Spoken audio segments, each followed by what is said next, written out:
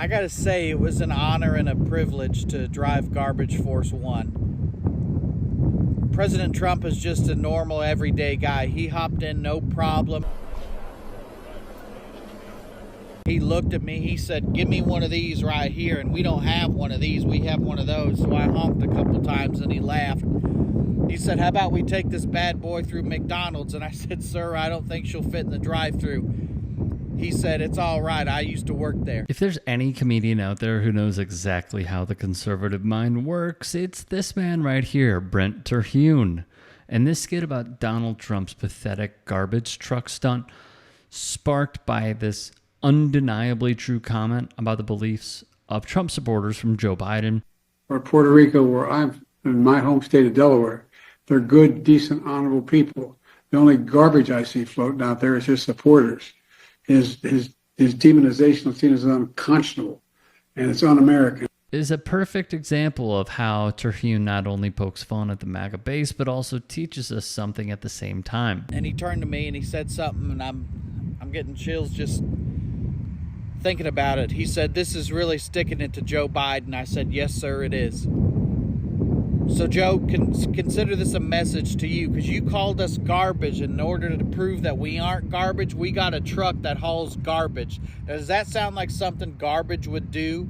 Would be to drive around in a truck that hauls garbage? I don't think so. Case in point, while he doesn't explicitly say it, Brent hits on one of, if not the most crucial factors motivating Trump's supporters to vote against their own material interests over and over again, owning the libs at all costs. Since the Obama years and the rise of online political content, the Republican Party has consistently campaigned on issues that combat whatever social progress has been made at any given time. Broader acceptance of the LGBTQ plus community, they responded by campaigning on banning trans athletes from youth sports, call teachers groomers and predators, and say public schools are left-wing indoctrination centers.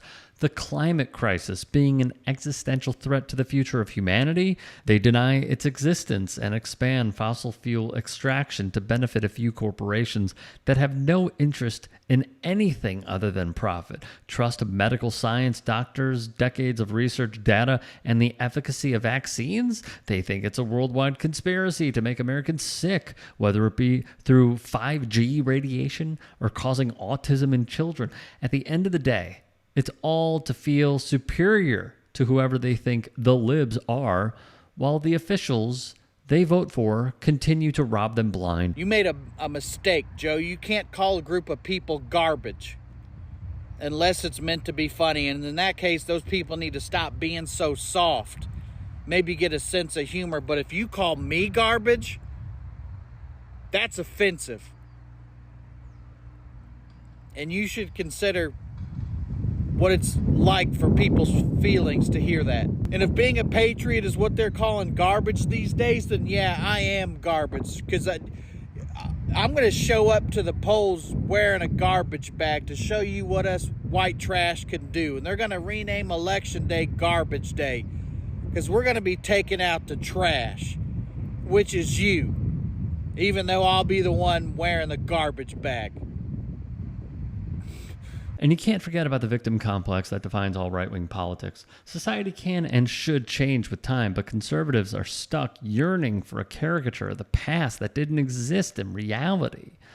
Or, to be as charitable as possible, a past that didn't afford the same basic humanity to certain groups of people. And when you're a part of the group that holds the power and reinforces that power structure, any form of equality or equity for others feels like oppression, which is why conservatives are always looking for any chance to claim victimhood. What do you think, Kay?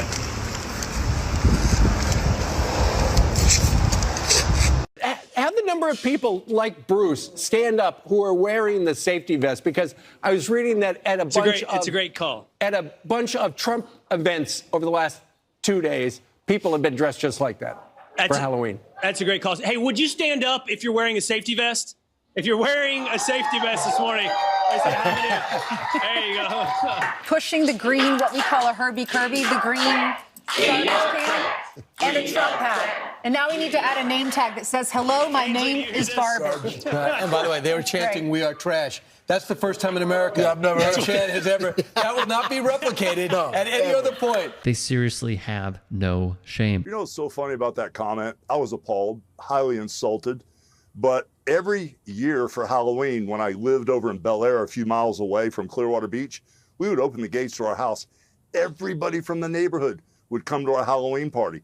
The garbage men would come. Then the kids would leave. I'd hang out with the garbage men until like 2, 3 in the morning, because I finally got to talk to them. They just always do a drive-by, and we'd sit there and drink beer. I just wish it would have been Hulk Hogan's Real American Beer back then.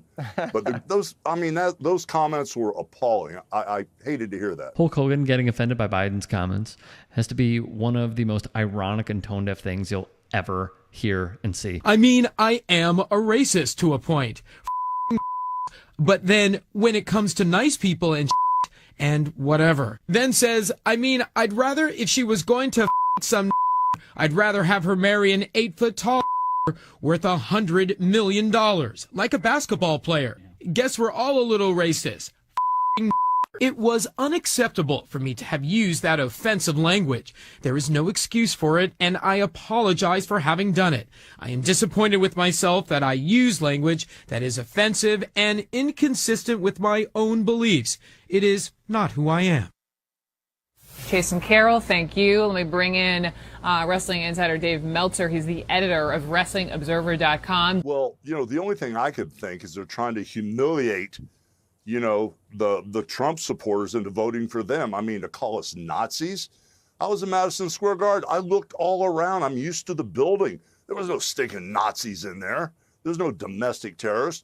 They call us deplorables, but to call us garbage, they're calling the American people that support Trump garbage. It's just ridiculous. What would happen if they got in power? What would they do to us? What would they do to us, the real Americans that want to make America great again? If that's what they think of us, can you imagine what they would do to us now? Well, if Trump Probably just line us all up. I know. Well, not if you're there. I think you'll protect the country. Knowing that both parties share the same exact foreign policy and immigration platforms and are beholden to the same corporate and billionaire interests, almost, sans Elon and David Sachs and a few others, it is laughable to suggest that the Dems would ever persecute Trump voters. Kamala Harris has spent months appealing to moderate Republicans and never Trumpers, and has even hinted at adding a Republican to her cabinet if she's elected. I mean, come on. But all that runs counter to the victimhood these people desperately want to feel. If you can and are willing, please become a paid member here at TYT Sports. And or go to tyt.com/join. In addition, you can follow me on Twitter, Instagram, and TikTok. Appreciate it. Have a great day.